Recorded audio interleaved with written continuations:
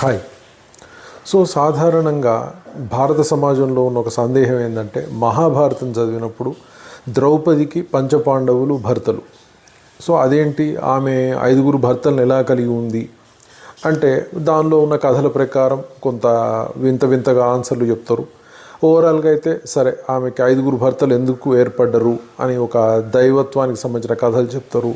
ఆమె ఆవులింత గురించి ఒక కథలు చెప్తారు. ఆమె భర్త అని అడిగినట్టుగా చెప్తారు 5 సార్లు. దానివల్ల ఆమెకు 5 భర్తలు వచ్చినట్టుగా చెప్తారు. రకరకాల కథలు చెప్తూ ఉంటారు.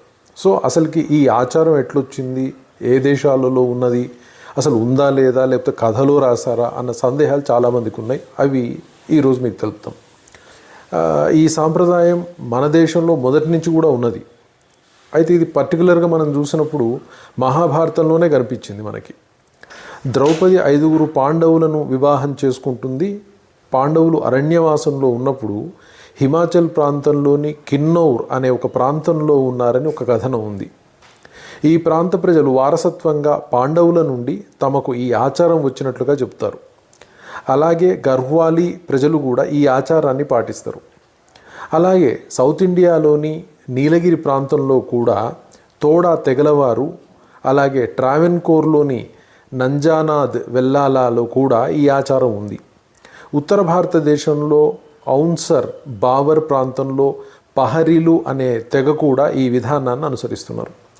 అలాగే పంజాబ్లో కూడా మాల్వా ప్రాంతంలో ఈ ఆచారం ఉంది. ఉత్తరాఖండ్లోని ప్రాంతంలో ఎలా ఉందంటే, ఒక స్త్రీ ఆ ఇంటి పెద్ద కుమారుడిని వివాహం చేసుకున్నట్లయితే ఆటోమేటిక్గా ఆ కుటుంబంలో ఉన్న మిగతా అన్నదమ్ములందరికీ భార్యగా మారుతుంది. ఈ ఆచారం చాలా వింతగా, కష్టంగా, వినడానికి ఇబ్బందికరంగా ఉన్నా కూడా భారత సంప్రదాయాల్లో ఉంది.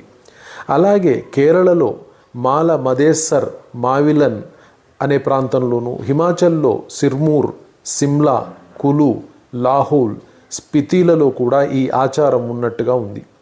అలాగే కేరళలో నాయర్లు, తీయలు, కమ్మలార్, ముక్కువర్ ఈ ఆచారాన్ని పాటించినట్టుగా ఉంది. అలాగే ఈ ఆచారం భూమిని, సంపదను విభజించకుండా ఉండడానికి గాను ఈ సంప్రదాయాలు పాటించే వారిని చరిత్రకారులు, సామాజికవేత్తలు తెలుపుతున్నారు. అలాగే ప్రపంచవ్యాప్తంగా మధ్య ఆసియా అంటే సెంట్రల్ ఆఫ్రికాలో లేక్ ప్రాంతం, అలాగే ఉత్తర నైజీరియాలోని ఇరిగ్వే ప్రాంతంలోనూ, కొంతవరకు కెన్యాలో కూడా ఈ ఆచారం ఉన్నట్టుగా తెలుస్తుంది. అలాగే చైనాలో యునాన్, సిచువాన్ ప్రాంతాలలో మోసువో ప్రజలు పాటిస్తారు.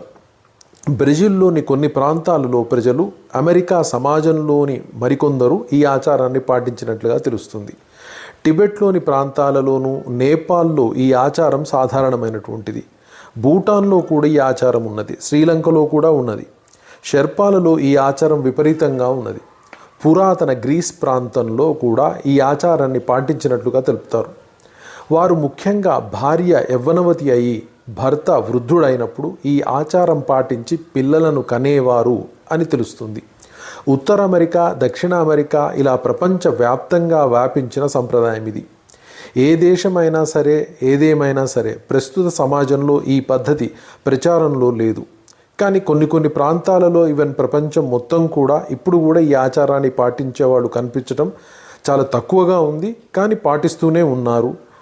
అలాగే మహాభారతంలో ద్రౌపదిని పంచపాండవులు పెళ్లి చేసుకునే సమయంలో కుంతీదేవి ధర్మరాజుని సందేహం అడుగుతుంది. అసలు ఈ విధంగా ఒక స్త్రీ 5 భర్తలను కలిగి ఉండవచ్చా అని అడుగుతుంది. అప్పుడు ధర్మరాజు ఈ విషయాలు తెలుపుతాడు.